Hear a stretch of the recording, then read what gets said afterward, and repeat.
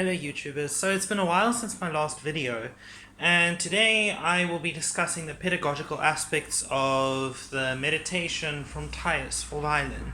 I've been asked to do it quite a few times, and I've played it quite a few times, but I've been asked how would I teach this specific piece. So I'm actually playing from the edition Peters, number 7510, which actually has a variation towards the end of the piece, where the piano then has that final triplet that's so well known. So the important thing to consider about this is, what is meditation? Meditation is often occurred with clearing the mind, being free, controlling your thoughts like you pick your clothing every day. That's a quote from a movie, Eat, Pray, Love, I think it was. And so it's very pure, very relaxed, very calm. So it's very important, that opening note of meditation. Now, what I generally tell my students at this level, with a firm grasp of vibrato, is we tend to add vibrato on almost every note for color, but every bit of vibrato should be thought about. Now we start off with a minim and a quaver, and then we have another quaver following that, and then our triplet. Maybe you should draw this music up just to check it to be sure. I'm sure you'll find a version of meditation on IMSLP. Right. So I think we're going to have a start to look at this. Now the first note is very important, and one can make quite a large impact by how we add vibrato on this. I myself am a practitioner of arm vibrato. I do use wrist vibrato, but that is, I interchange between all three kinds, finger, arm, and wrist. But I myself find arm vibrato much more effective to control at a later point. So I like to start actually with a white sound, meaning it's vibratoless. It's pure ring on F sharp. And then the vibrato grows. Now, the score that I have in front of me, a lot of the markings are in French. Do avec suavité. So, I probably said that wrong. Apologies, my French is not that good. Do avec suavité. So, I always seem to think of suave being beautiful towards this flirting almost, but feeling the sweet tenderness that one finds within the start. So, in all honesty, for me to start that note, I would start it white, without vibrato, and then I would add vibrato to it.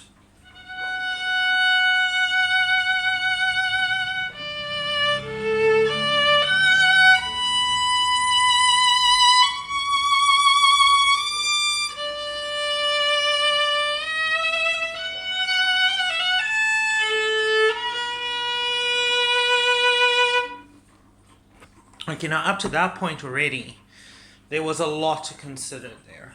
For example, our triplet helps to be marked. Now, this does not mean accented in any way, it just means the clarity of each one, where each part of that triplet should have a voice to speak. So, in other words, after our start,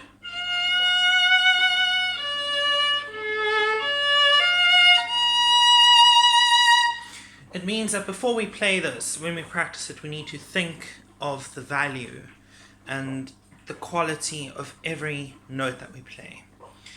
And then obviously our long notes then, since we start in piano, we want to achieve a sweet sound in the high register. The high register tends to be shrill sometimes, so it's a good idea to try and achieve a sweet sound in it. So this would be my ultimate goal, and then to have it as legato as possible. So I'm going to play the first part.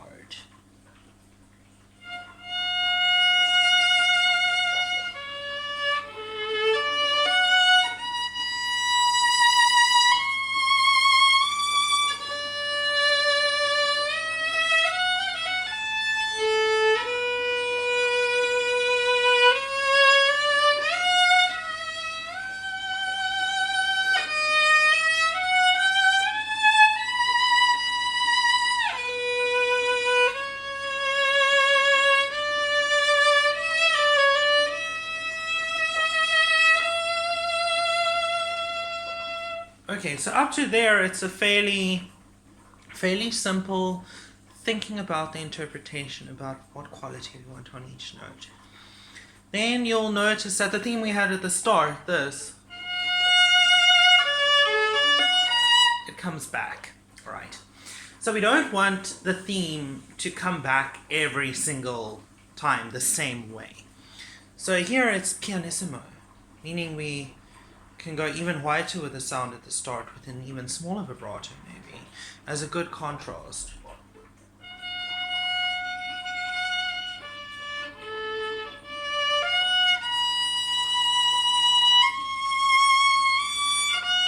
With the crescendo to forte.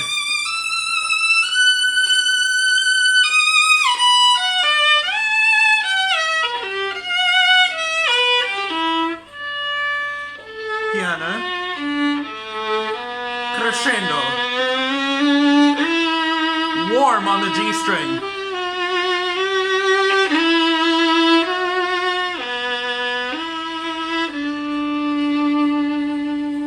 Calming down. Great. Now on my score it says animando, which is Italian for animated, so slightly a little more movement, but not rushed.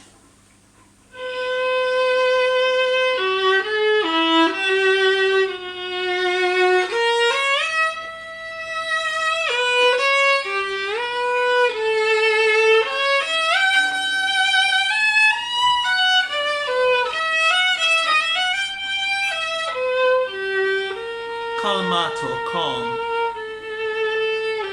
Dolce, sweet. Land on the D.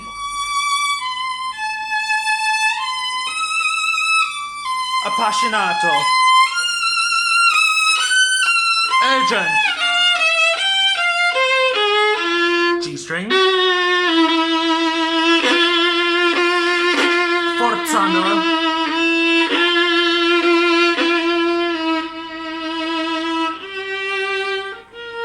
Now we're laying off, we're calming down.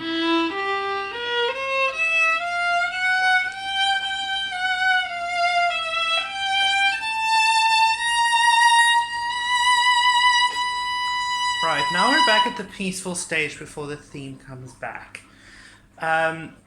So here are the two ways I go about doing this. When I just started playing this piece, when I was still learning the specific piece, I went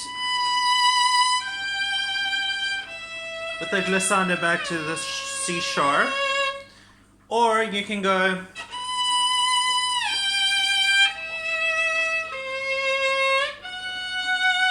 I've heard both. I personally, as a personal preference, prefer the shift to the C sharp, which is this.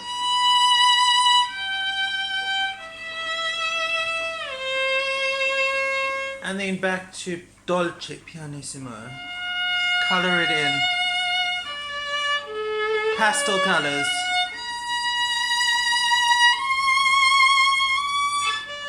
With good control of your sound. Smooth and legato.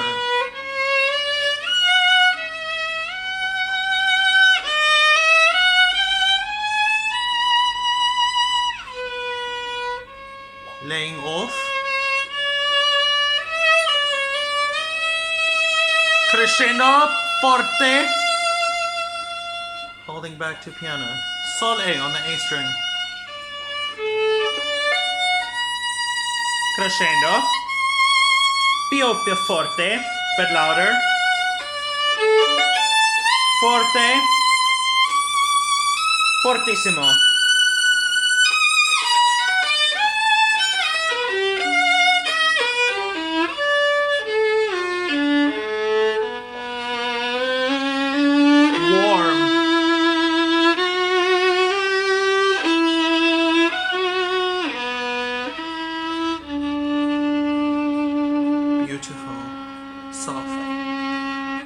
Right, so now that's ended, and now there's a little coda piece. So almost as an afterthought.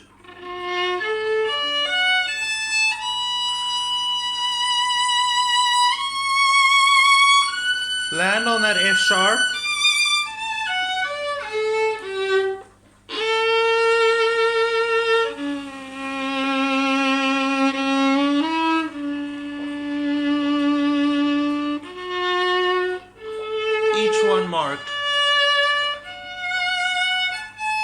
Little glissando.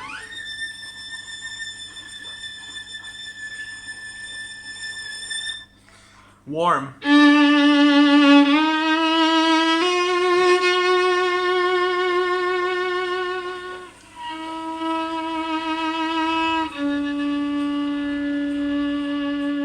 The really high harmonic in the Peters edition. Pianissimo.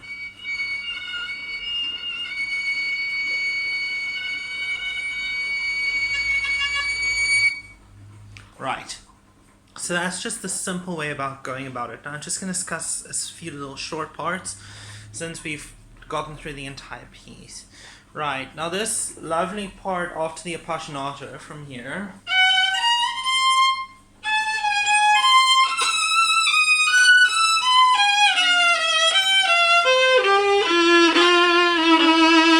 At that F, it's actually più mosso agitato. So a little more agitated, meaning you're feeling an urgency, almost like a bee that's flying around your head and you keep on brushing it away. It gets agitated, right? So it's urgent.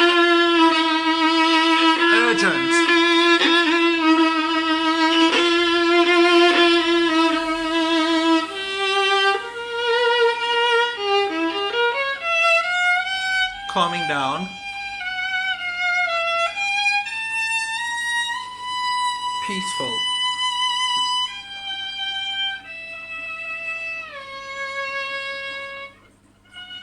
And beautiful.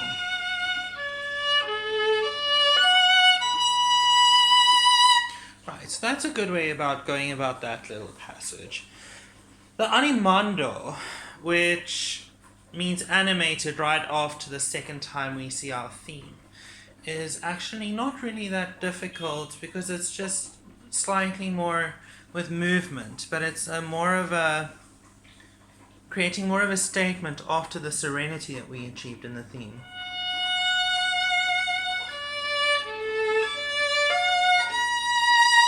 With the opening statement, and then the second time again on a much quieter theme. Almost like an echo. With then a beautiful ending on the D string with a warm vibrato. And our animando at mezzo forte. I like starting this in third position.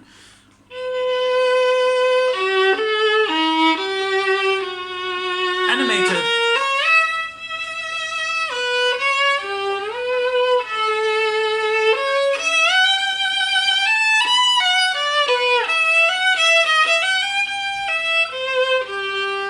Calm. Calmato. Now sweet.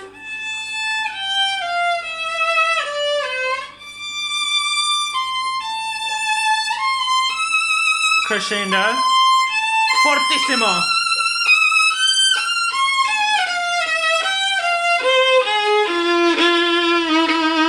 which then leaves you to link the passages we've just discussed. Okay, right, and then that last bit, you'll see the part after the theme has been introduced for the final time. It's almost like a little coda piece, like an afterthought, so that's from here.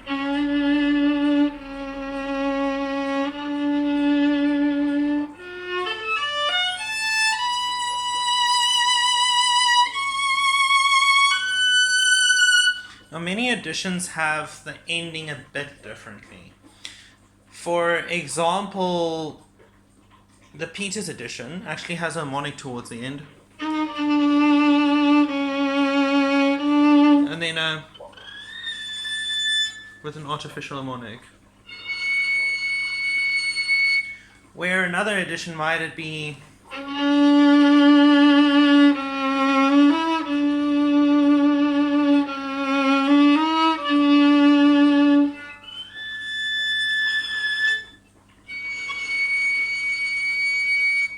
So either way, one's not wrong, one's not right. It's all about the editor, the person you're playing, and that also leaves quite a lot to subjectivity when it comes to fingering and bowing. I have changed a few bowings here and there, but the edition Peters also has some interesting methods on bowing now and then. But the main part is to have it as pure and beautiful as you can have it. Have it colored in. Massenet was a romantic composer. Have it colored in and think about the sweetness, what urgency you're wanting where. Think about your vibrato, not just diving into it.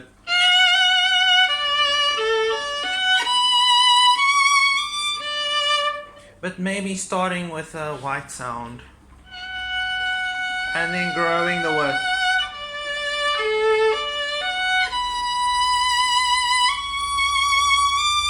It's a good way to consider it.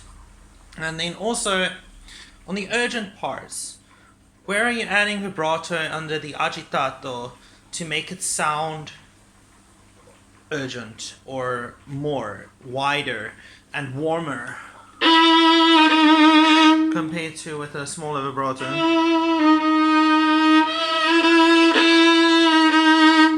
So vibrato has a lot to play in this piece.